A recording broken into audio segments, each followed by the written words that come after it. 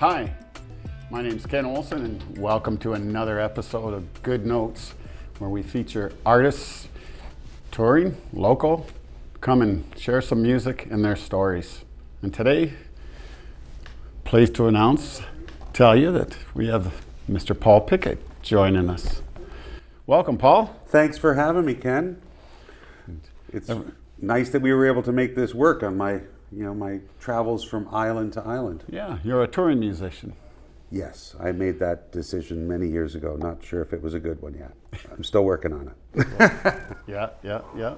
So, we usually start off with a song. You want to Sure. I'll play a little serenade us? Yeah, I'll play a tune off my last solo record, the Boxcar Campfire Trilogy, and this is called Roll All Night Long.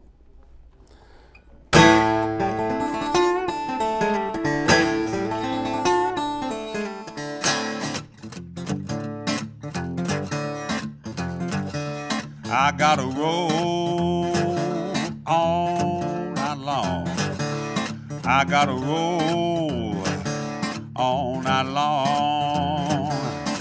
I've gotta roll all night long to get back to my baby. No time to rest, no time to sleep. Got an itch in my brain, go straight to my feet. I gotta roll all night long. I've gotta roll all night long. I've gotta roll all night long to get back to my baby. Well, 2 hands on the wheel, 1 eye on the clock, 2 feet on the gas, no plans to stop. Now the belts are drying out, rubber's wearing thin. Got 1,000 miles of dust just to prove where I've been. I gotta roll all night long. I've gotta roll all night long. I've gotta roll all night long to get back to my baby.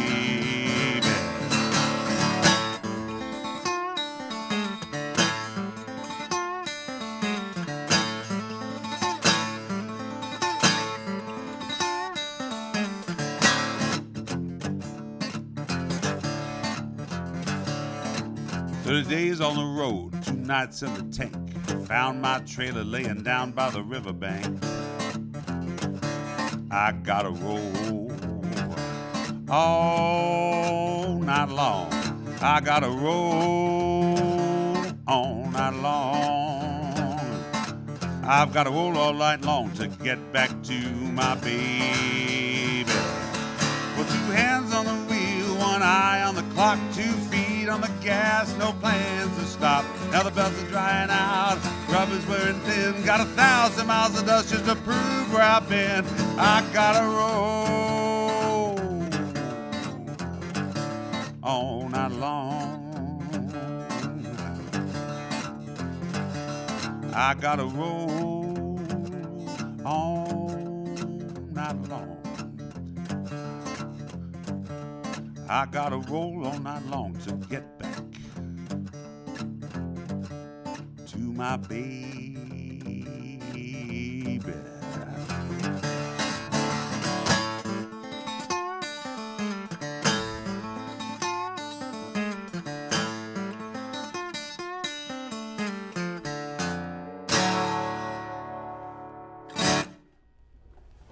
Well, thank you. My pleasure.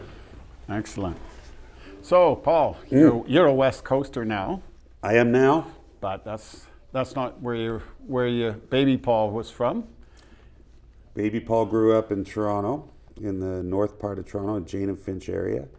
And I moved out west in 1994. So I figure I'm established now. You're a West Coaster officially now. 30 years that's established. Yeah. So music, was that part of your family? Where'd you get the bug or the disease? Where did I get? Yeah, the disease. That's a good way to put it.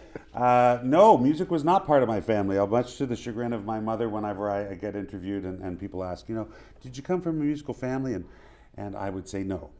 And my mother said, well, what do you mean? I had records. And I said, well, a Zamfir record and an Eddie Arnold record does not account for a large record collection. Okay, so no, and there's no other musicians in my family. I just I was interested In guitar, I got interested in guitar quite young, and I soon discovered that I had zero interest in doing anything else. So it was either I study this and get pretty good at it, or don't do anything. That's the only choices I had. Maybe Let's be honest. go to jail or Maybe something. jail. There was always jail. Yeah, there's always jail. It's good food. Yeah, 3 squares a day and a place to sleep. It's almost better than being a musician. Yeah. So when did you start playing your? I first started playing guitar or playing a musical instrument around maybe 10 or 11. And then by the age of 12 or 13, I had started playing in the bar scene in Toronto every once in a while. And then by the time I was 16 or 17, I was gigging pretty regular in the Toronto scene. And I went to a school of the arts for a while. I finished my high school education at a school of the arts. And then, as I said, I knew pretty much early on that this was all I was ever going to do. So I went to university for music and promptly gave up classical music the moment I graduated, and just went back to what I was interested in, which was blues and rock and roll and country music. Okay. So, but school was classic. You're classically trained. Classically trained, which comes in handy when you're a fingerstyle guitar player. Yeah. Cool. And your bands then? So in Toronto? Yeah. Oh yeah. Well, I had a band I was playing in called Kevin Jollymore and the Lonesome Gypsies, and it was a roots Canadiana kind of band, very much like Blue Rodeo at the time. And Blue Rodeo was in the Toronto scene at the time. It was very much that scene with guys like Handsome Ned and the Razorbacks. So it was a very rootsy oriented scene in the late '80s and early '90s. But that was my primary thing. And I was also I was a gun for hire with a lot of blues bands, so I would just go out and play with everybody. And then when I moved out west, I had to start my own first band. You're all as a leader. As a leader. So how did you get from Toronto to Vancouver? Well, I had been touring with a band called No Fences from about 1992 to mid '93, and we were at that time in Ontario. The only way to make a living playing music, if you were interested in playing bar gigs, was to play in a tribute band. That's the only gigs that were really worth playing that made any money. So No Fences was a Garth Brooks tribute band. And I certainly stuck out like a sore thumb because I had hair down to my waist, and my tattoos were all showing, and I had a nose ring, and I was completely not the guy for a 19... Not the guy I'm looking at right now? No, and not the guy that would be appropriate for a Garth Brooks tribute band. And I had we'd been touring for so long, basically we wouldn't go too much further west than maybe Thunder Bay, but we'd go all the way out to Glace Bay and in Cape Breton Island and stuff like that. And I found myself on a 2-week stint in Thunder Bay, and I'd been out to BC for a vacation about 6 months before that, and 2 weeks in Thunder Bay. That broke me, and I. Not to say Thunder Bay is not amazing; it's a wonderful place, but it was enough. It was enough, and I gave my notice with the band, and I finished the 2 weeks. I took a bus from Thunder Bay to Timmins, because my family has a little bush cabin in Timmins. My brother was up there at the time with my dad, and I spent 3 days there with them. They drove me back to Toronto. I bought a plane ticket, and 3 days later I was living in Victoria. So it wasn't in the winter either. You decided you had to get out. No, it wasn't. I actually arrived in Victoria the day the Commonwealth Games started. So that would have been, I believe, August 3rd, 1994. I think it was August 3rd. Yeah, I arrived right in the middle of the summer. Usually, the winter would have made me leave, especially the winter in Thunder Bay. Yeah. Yeah. No, I just had enough. I had enough of the road work, and I just wanted to find a place where I could play music and not really have to spend, hours and hours and hours in a band. But now, look at me. I'm doing exactly the same thing again. But you're doing your thing. I'm doing my thing this time. Yeah. Which is, and the many things that you do. It's not, you don't do one thing, you do everything. Well, I do a lot of things. I've got this thing, which is this acoustic thing, which is called the Boxcar Campfire. And then I've got my rockabilly band, which has been around for, I think, 25 years now. I started it in Victoria, and I've gone through 4 rhythm sections, and it's Cousin Harley. And then the first band that I started in Victoria was called the Smokin' Jackets, and we just resurrected that project again. And I just did a record for Cellar Jazz out of Vancouver. That's the Smokin' Jackets. So, and then whoever else will hire me. Let's be honest. Teaching, because you were just away for a week. Yeah, I just was on Hornby Island teaching at the blues camp, and I teach at the Vancouver Symphony School. I have my private students at home. I have a school on Patreon.com to teach. I do a lot of teaching. I've been teaching since I was 18, though, so I'm pretty used to it now. And all styles? All styles. All styles? Yeah.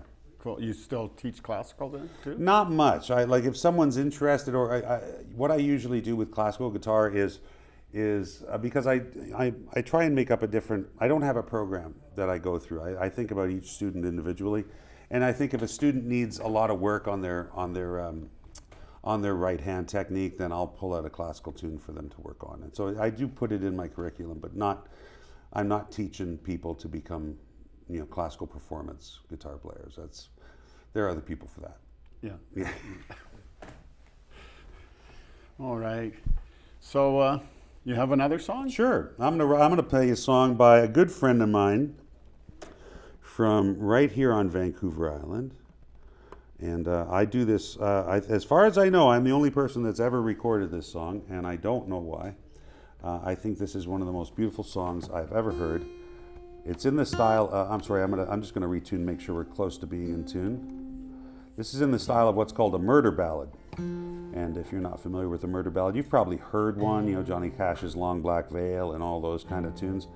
But I consider this to be the perfect murder ballad, because usually someone, there's some character in the murder ballad that tells the story, or that is a participant that survives.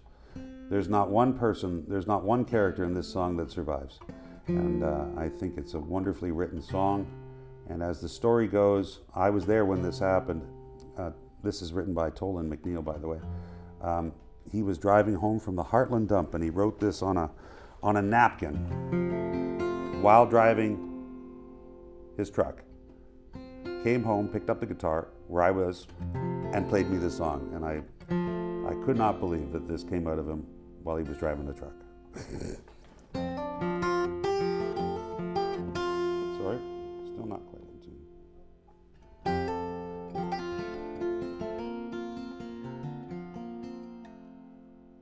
There we go.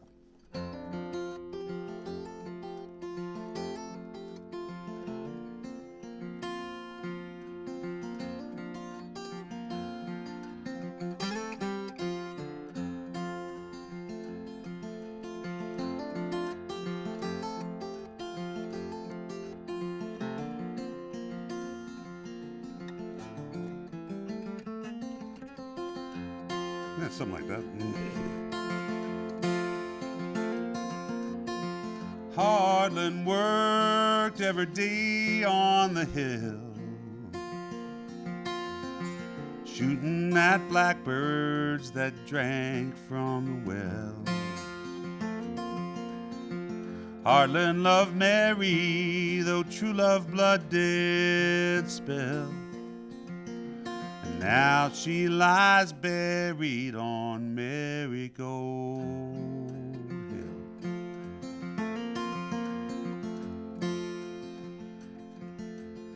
Sheriff came looking for Heartland for long. Found Heartland workings, though nothing was wrong. Heartland took aim at a bird in the sky, and without further warning shot the sheriff between the eyes.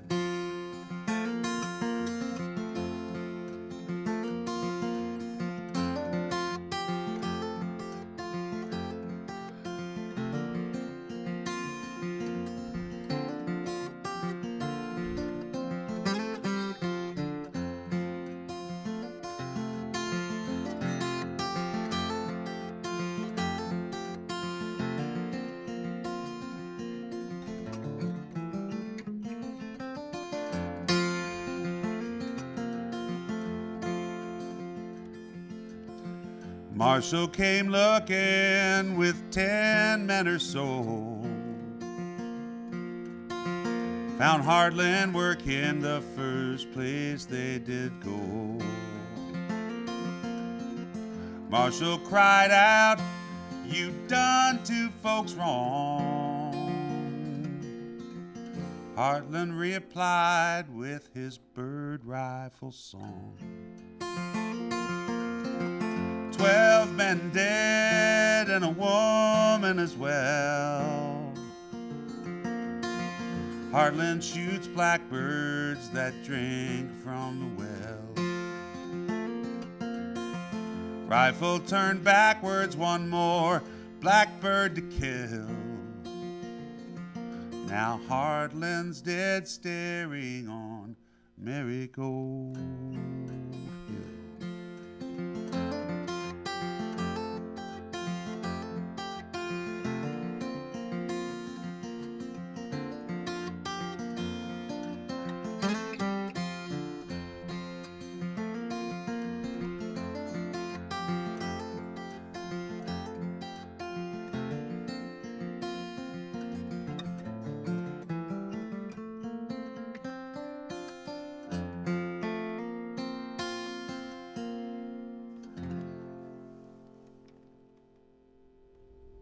Nice. It's one of my favorite songs. So your arrival in Victoria, you said you Smoking Jackets was your first. Was my first band. So when I first moved to Victoria, because I must admit I was spoiled. How old were you? I was 20, just 20, almost 24, so 23. And I had been gigging around Toronto since I was 13 or 14.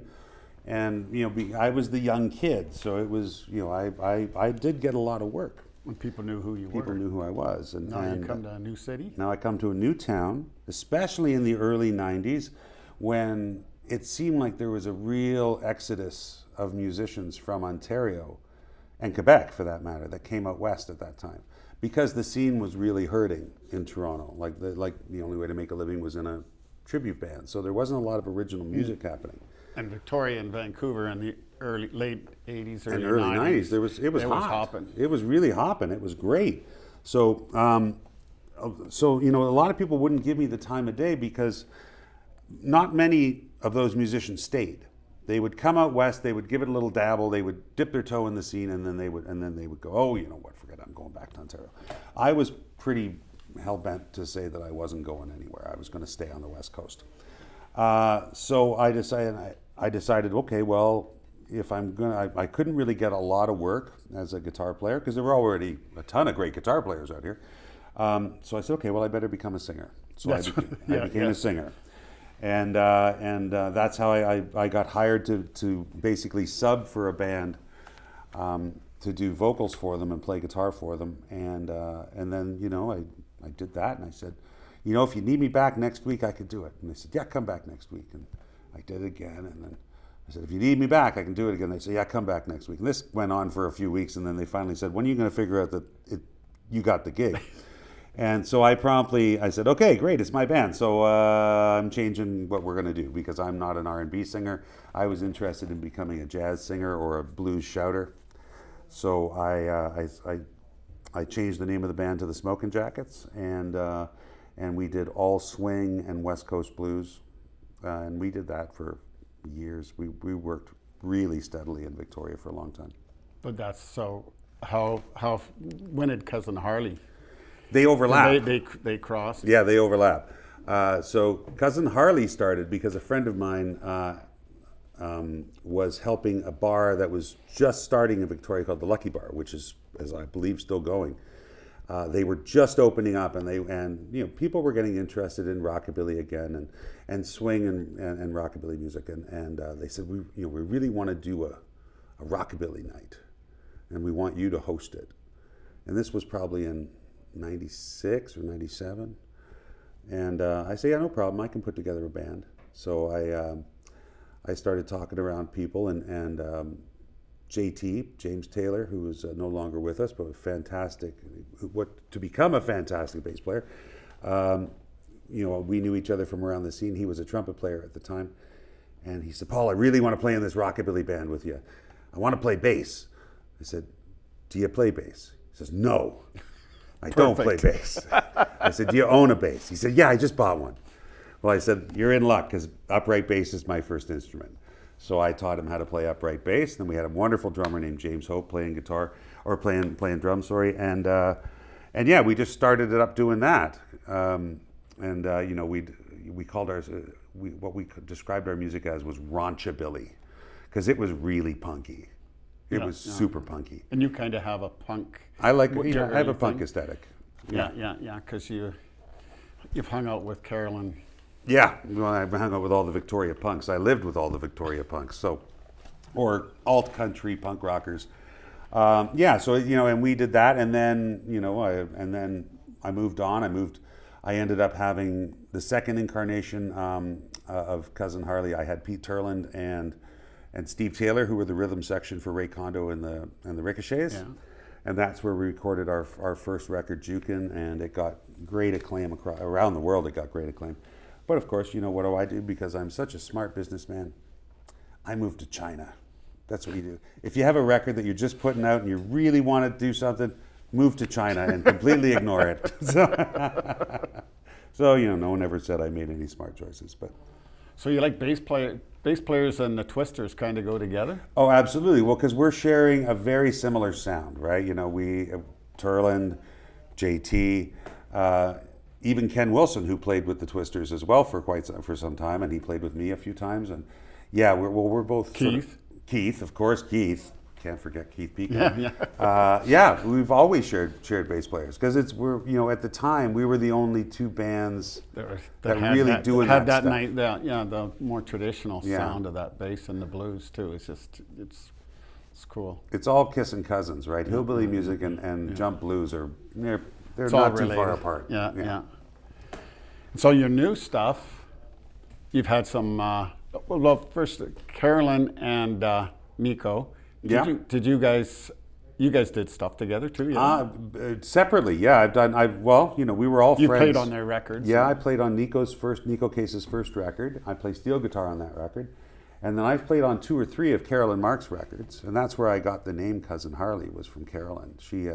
We had a band together called the Fixins. Oh, I thought maybe you're nothing. Oh no, it's not nearly as nefarious. Nothing to do with her parents. No. So when you joined the Fixins, and the Fixins we either played punk music as country songs or we played country songs as punk songs. That was our thing. Yeah. And the Fixins, when you joined the Fixins, Carolyn would, she always was looking for something crazy for outfits and stuff. So she would issue really? you. I know, how strange. She would issue you with a Western shirt that she would decorate and bedazzle. Mine was red with white fringes all over it, and she would always put like one of those gas jockey name tags that you'd find on old gas jockey jackets, and mine said Harley. So I was Cousin Harley, and that's how the name stuck. And then we had another band called the Metronome Cowboys, which was kind of similar, maybe a little bit more theatrical. And my name in that band was Cussin' Harley. And we would bring our own chicken wire fence and put it up in front of the band. And my job was to see how much I could piss off the audience and swear at them until they would start throwing beer bottles at us and we'd be showered in. Very much so, very, very Canadian Blues Brothers. I was playing steel guitar, so I was the only person that was stationary.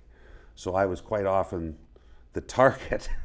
But I had a big cowboy hat on, so I had a lot of cover. But there'd be nights where my steel would just be covered in shards of beer bottles and stuff. Yeah. That was back when bars would allow you to do stuff like that. There's no way you'd get away with that anymore. No. Well, yeah. And so, but you've had an interesting project recently that you got to play with Duke and Blue Moon Marquee. Part of a Juno Award. That's right. I guess that's my first official record, the Juno winning record that I'm on. Yeah. So the Blue Moon Marquee. Well, Al has been a friend for quite a long time. I met him through jazz because I used to have a band with jazz. With Wickham Porteous. Yeah. So that was really, that was to see how that evolved was just so interesting because we were playing this rock music that Wickham wanted to. He was like having a midlife crisis and wanted to be a rock musician. So we did that, and Jazz was playing bass, and she was just kind of learning the electric bass at the time, and then she met Al, and Al would come for a few lessons, and on and off he would still come for lessons, and I watched them both kind of just bloom into these two amazing musicians, and then yeah, they called me up to do the record. I guess we recorded the record about 2 years ago, maybe, with Duke. And yeah, I'm so happy for them. They're knocking it out of the park. Yeah. You got a short one to end? End it off with? Sure. Yeah, we're running out of time. Just a short Okay. one. Since I'm in this tuning, I'll just do something simple.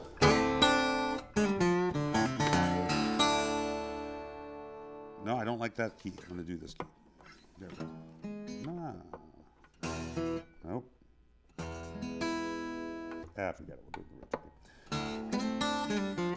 Go on and get me my shotgun and a pocket full of shells.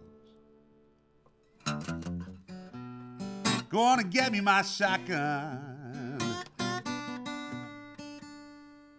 and a pocket full of shells. 'Cause if I don't get some competition, there's sure to be trouble here. Well, my woman tried to quit me when I ain't done nothing wrong. Done put me out. Now I ain't even got a home. Go on and get me my shotgun and a pocket full of shells. 'Cause if I don't get some competition, there's sure to be trouble here. I cried, bye-bye, baby. You know you done me wrong. I'm gonna get my little shotgun, take it on home. I'm gonna get up in the morning. I'm gonna take my little shotgun home. 'Cause the best thing I can do is leave that no good woman alone.